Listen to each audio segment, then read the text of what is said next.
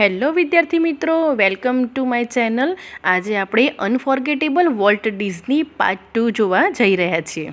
We borrowed $500 from an uncle and Walt started a cartoon series called Alice in Cartoonland. એમને શું કર્યું?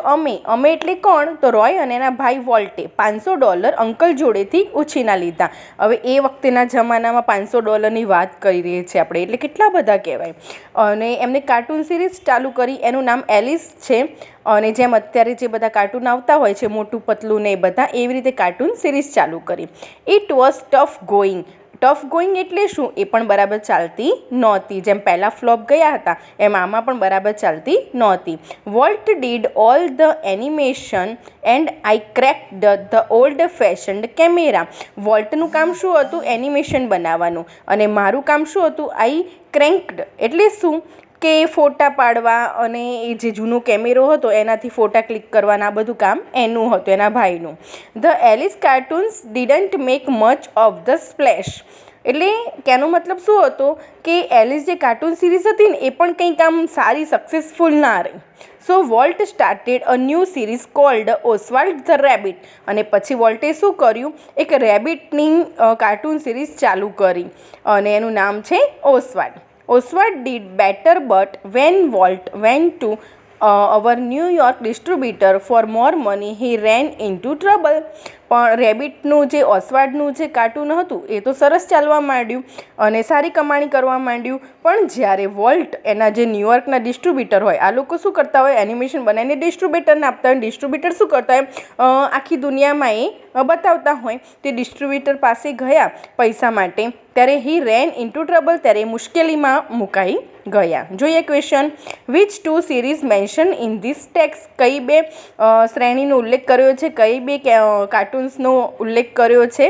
તો પહેલું છે એલિસ અને બીજું છે ઓસ્વાલ્ડ ધ રેબિટ. એક તો રેબિટ એટલે સસલાની એક કાર્ટૂન સિરીઝ હતી અને બીજી છે એલિસ. આ બંને સિરીઝનો આમાં મેન્શન કરેલો છે. The two series mentioned in this text are Alice and Oswald the Rabbit. બીજો ક્વેશ્ચન છે, why had Walt to start the series Oswald the rabbit? કેમ ચાલુ કરવાની જરૂર પડી?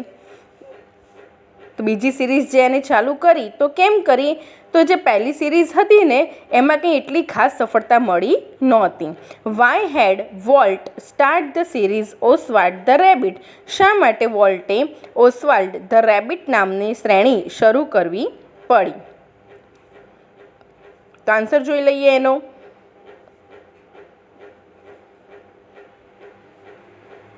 Walt had to start the series Oswald the Rabbit because the first cartoon series that he had made did not make a good business. પહેલી જે cartoon series એને બનાવી હે ને, તો એમાં કંઈ ખાસ સારો બિઝનેસ થયો નહીં, મતલબ કે એટલી સક્સેસફુલ ના રહી. તમે જુઓ, એને પહેલાં પણ નિષ્ફળતા મળી હતી. આ બીજી કાર્ટૂન સિરીઝ જે ચાલુ કરી એલિસની, એમાં પણ નિષ્ફળતા મળી, એટલે એને ત્રીજી ચાલુ કરી. તમે વિચાર કરો, એક પછી એક નિષ્ફળતા મળે છે છતાં પણ એની હિંમત નથી તૂટતી અને એક પછી એક નિષ્ફળતા મળ્યા પછી પણ નવી ને નવી કાર્ટૂન સિરીઝ ચાલુ કરે છે. બિઝનેસ સ્ટાર્ટ કરવાનો પ્રયત્ન કરે છે, બિઝનેસ ચલાવવાનો પ્રયત્ન કરે છે.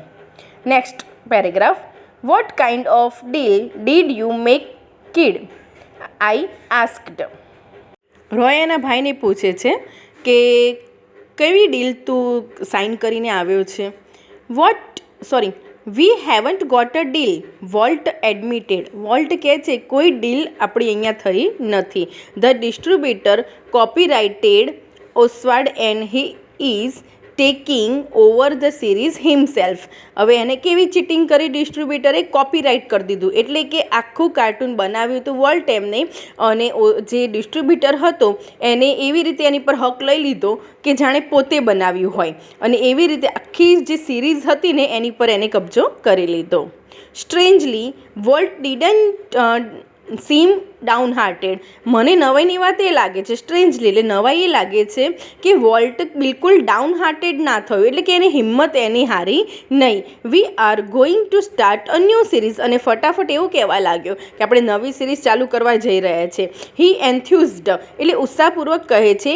It is about a mouse, અને આ વખતે આપણે સસલા બસલા નહીં, આ વખતે આપણે માઉસની સિરીઝ ચાલુ કરવા જઈ રહ્યા છે. And this time we will on the mouse, અને પહેલેથી જ એના કાગળિયા કામકાજ જે હોય એ આપણે પોતાની ઉપર જ લઈ લઈશું.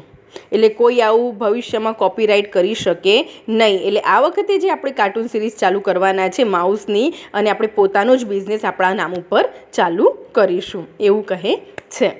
તો અહીંયા ક્વેશ્ચન છે, what wrong went with Walt's cartoon Oswald, એટલે કે ઓસ્વાલ્ડ સાથે શું ખોટું થયું હતું? તો આન્સર જુઓ. The distributor copyrighted Oswald and took over the series himself. Copyright કર્યું અને પોતાની બધી જ આખી જે સિરીઝ હતી કાર્ટૂનને પોતાના પર લઈ લીધી. So Walt had to wash his hands of his Oswald, એટલે કે હાથ ધોવાનો વારો આવી ગયો. એટલે કે પોતાનું નામ રહ્યું નહીં. ઓસ્વાલ્ડ સિરીઝ પોતે બનાવી પરંતુ એનું નામ રહ્યું નહીં. તો એવી હાલત અહીંયા થઈ ગઈ હતી. નેક્સ્ટ આપણે જોઈએ પેરેગ્રાફ. નેક્સ્ટ ક્વેશ્ચન જોઈએ. What Walt's next planning without being downhearted, અને હિંમત હાર્યા વગર આગળનું એનું પ્લાનિંગ શું હતું વોલ્ટનું એ આપણે જોઈ લઈએ. એને તરત વિચારી લીધું હતું કે માઉસની કાર્ટૂન સિરીઝ બનાવી છે. Without being downhearted with Oswald gone, Walt decided to start a new series about a mouse, and now he would own it for himself, અને પોતે જ પોતાના ઉપર એ બધું કામ કરશે અને માઉસની નવી સિરીઝ એ ચાલુ કરશે. બિલકુલ હિંમત હાર્યો નહીં. બરાબર, આમ થઈ ગયું તેમ થઈ ગયું, આપણે તો કેટલું રડી લઈએ, પરંતુ એવું કંઈ કર્યું નહીં. ફટાફટ આયોજન કરી લીધું કે નેક્સ્ટ સિરીઝ ચાલુ કરવાની છે. એટલા માટે જ આખી દુનિયામાં અત્યારે આપણે એને યાદ કરીએ છીએ, કારણ કે સામાન્ય માણસ છે નહીં. The rest is a history. Walt's mouse Mickey celebrated his 14th birthday in 1968 and a happy 14th it was. પછી શું થયું? બાકીની તો હિસ્ટ્રી થઈ ગઈ. એટલે કે મિક્કી તો કાર્ટૂન જોરદાર ચાલવા લાગ્યું, અને એ જે માઉસનું હતું તે, એટલે એમને 40મી એની બર્થડે 1968માં સેલિબ્રેટ કરી. અને એ કેવી હતી? હેપ્પી હતી. બર્થડે તો ઘણી આવે, પણ આ બર્થડે કેવી હતી? હેપ્પી બર્થડે હતી, કારણ કે બિઝનેસ ચાલવા માંડ્યો હતો. A quarter of a billion people saw a Disney movie in 1968, એટલે કે 1968માં 25 કરોડ લોકોએ આ મૂવી જોયું. 100 મિલિયન વોચડ અ ડિઝની ટીવી શો, અને 10 કરોડ લોકોએ ટીવી ઉપર ડિઝની ટીવી શો જોયા. Nearly a billion read a Disney book, અને મેગેઝિન, ડિઝનીના જે મેગેઝિન આવતા હોય, એના જે બુક આવતા હોય, એ લગભગ 1 અબજ લોકોએ એ વાંચ્યા. And almost 10 million visited Disneyland, અને 1 કરોડથી પણ વધારે લોકોએ ડિઝનીલેન્ડની મુલાકાત લીધી છે. And Mickey as Walt used to say started it all, અને જે પ્રમાણે વોલ્ટ કહેતો રહેતો હતો હે ને, એવું મિક્કીએ બધું શરૂઆત કરી દીધી છે. તો આ ડિઝનીનું મેગેઝિન નીચે ફોટામાં જુઓ છો, તો એટલું લોકોએ મેગેઝિન અને બુક પણ વાંચ્યા છે. આ જે ફોટો નીચે છે એ ડિઝનીલેન્ડનો ફોટો છે. તો 1 કરોડથી વધારે લોકોએ પણ ડિઝનીલેન્ડની રૂબરૂ મુલાકાત લીધી હતી, અને એમને જે રીતે આશા હતી વોલ્ટની, એવી સફળતા એમને આમાં મળી હતી. તમે વિચાર કરો, 1 નહીં 3 નિષ્ફળતા પછી પણ હિંમત હાર્યા વગર એને આ કામ ચાલુ રાખ્યું. એનું જ આ પરિણામ છે કે અત્યારે જોરદાર સફળતા જોઈ રહ્યા હતા. ચલો next. How was the 14th birthday of Mickey a happy day? 40મી બર્થડે છે મિક્કીને હેપી ડે કેવી રીતે કહી શકાય? તો એનું રીઝન અહીંયા આપેલું છે. The 14th birthday of Mickey in 1968 was happy day because on that day a quarter of a billion people saw Disney movie. એટલે કે ડિઝની મૂવી પણ એટલા લોકોએ અહીંયા જોયું છે. 100 million watch Disney TV show, અને 100 મિલિયન જેટલા લોકોએ તો ટીવી શો જોયો છે ડિઝનીનો ટીવી ઉપર. Nearly billion read a magazine અને બુક અને બિલિયન જેટલા લોકોએ મેગેઝિન અને બુક ડિઝનીના વાંચ્યા છે અને 10 મિલિયન જેટલા લોકોએ ડિઝનીલેન્ડની મુલાકાત કરી છે. એટલે આના પરથી કહી શકાય કે જોરદાર સફળતા એમને મળી છે અને આ વખતે સફળ થયા છે. તો એમને કેટલી નિષ્ફળતા મળી હતી? તો સૌથી પહેલાં તો એનિમેટેડ કાર્ટૂન કંપની એમને ચાલુ કરી હતી. ક્યાં? કેન્સાસમાં. એ ફ્લોપ થઈ હતી. બીજું એમને શું કર્યું હતું? એલિસ કાર્ટૂન સિરીઝ ચાલુ કરી હતી. એમાં કંઈ ખાસ સફળતા મળી નહોતી. અને ત્રીજું શું કર્યું હતું? ઓસવાલ્ડની જે રેબિટની મળી હતી, ધીમે ધીમે સફળતા એમાં મળી હતી, પણ એમાં પ્રોબ્લેમ શું થયો હતો? તો કોપીરાઇટ થઈ ગયું હતું અને આ ચોથી એમની સફળતા મળી હતી. Next question, in what different ways was the production of Walt enjoyed? કઈ વિવિધ રીતે વોલ્ટની ઉત્પાદિત પેદાશને માણવામાં આવી? તો કેવી રીતે પબ્લિકે એન્જોય કર્યો એની અહીંયા વાત છે. તો production of the volt Disney along with its mouse Mickey was enjoyed by people in many different way. ઘણી બધી રીતે લોકોએ એની સાથે એન્જોય કર્યો છે. દે શો ધ મૂવી જોયું, વોચડ ધ ટીવી શો જોયા, મેગેઝિન અને બુક વાંચ્યા છે અને અમુક લોકોએ શું કર્યું છે? ડિઝનીલેન્ડની મુલાકાત લીધી છે. તો આ રીતે જે એનું પ્રોડક્શન હતું તો લોકોએ અલગ અલગ રીતે એને એન્જોય કર્યો છે. ચલો હવે આગળ વધીએ આપણે. Mickey was only the first successful product of Walt Matchless imagination and ability to make his dreams become reality. એટલે મિક્કી છે ને પહેલું સક્સેસફુલ પ્રોડક્શન હતું કે જે વોલ્ટનું મેચલેસ હતું, એટલે કે એના જેવું બીજું કોઈ ઇમેજિનેશન કરી જ ના શકે, એની એબિલિટી જોડે કોઈની સરખામણી થાય જ નહીં એવું એનું પહેલું પ્રોડક્શન હતું કે જે એના જે પોતાના સપના હતા, make his dream become reality, એના જે સપના હતા ને એને વાસ્તવિક કરી બતાવ્યા.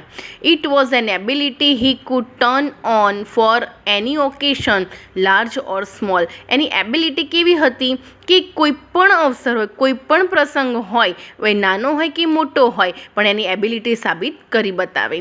Once when my son Roy Edward had the measles. એકવાર શું થયું?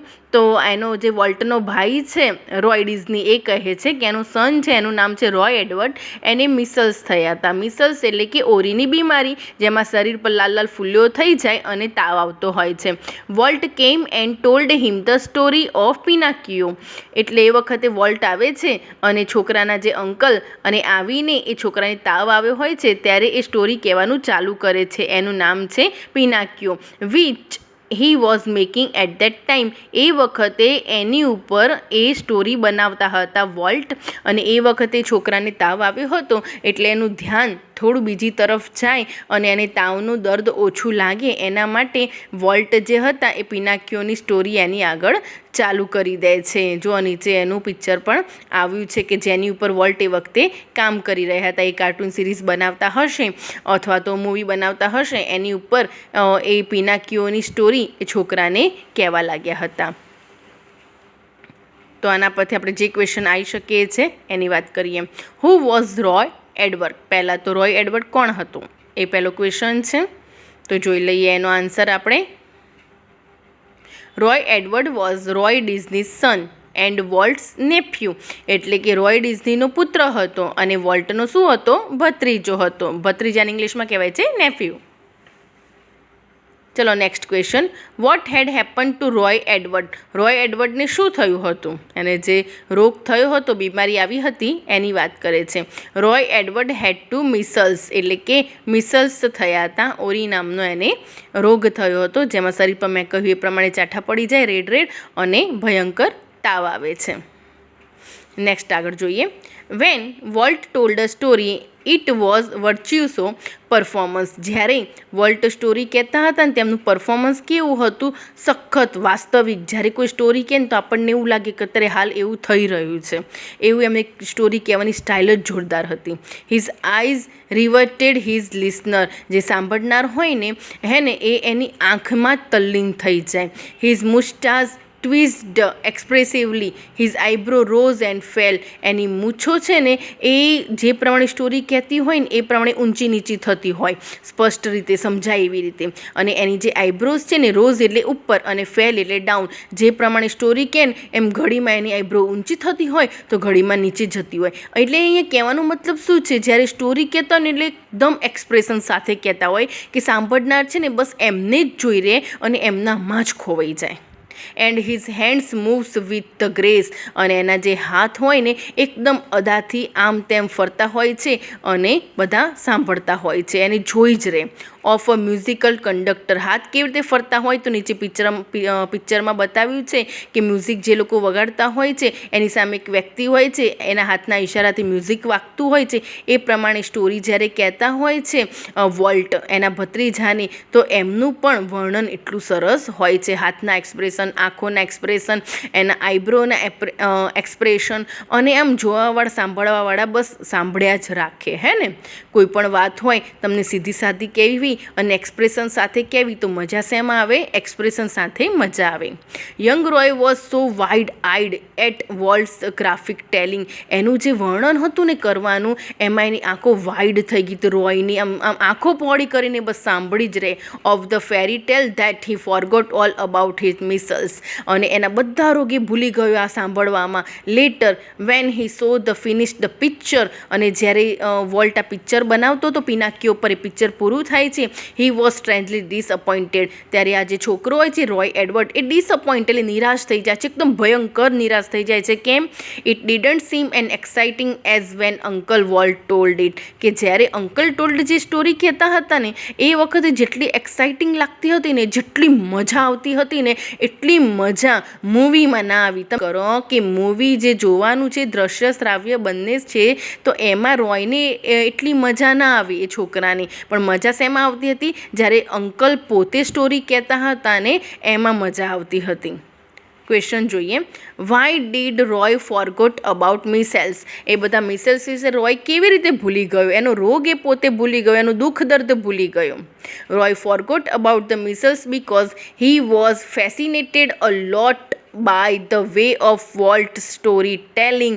એટલે કે વોલ્ટની જે સ્ટોરી કહેવાની જે રીત હતી ને એમાં એટલું આમ ગરકાવ થઈ ગયો હતો, આશ્ચર્યચકિત થઈ ગયો હતો, એટલો મસ્ત ઉત્સાહમાં આવી ગયો હતો ને કે પોતાના બધા રોગ એ ભૂલી ગયો. તેને જે મિસલ્સ થયો તો ઓરીની જે બીમારી થઈ હતી ને એ પણ એનું દુઃખ દર્દ ભૂલી ગયો હતો. એટલી જોરદાર ધમાકેદાર મસ્ત રીતે એ સ્ટોરી કહેવાની એમની સ્ટાઇલ હતી.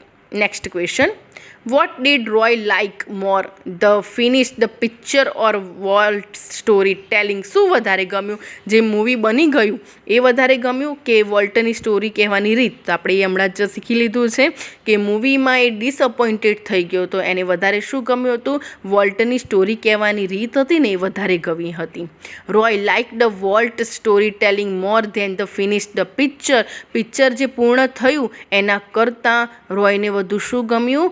વોલ્ટની સ્ટોરી ટેલિંગ. એટલે સ્ટોરી કહેવાની જે સાંભળવાની જે મજા આવી હતી ને એ મજા તો એને મૂવી જોવામાં પણ બિલકુલ આવી નહીં. તો અહીંયા પાર્ટ 2 આપણે પૂર્ણ કર્યો. Now let's meet in part 3. Bye by.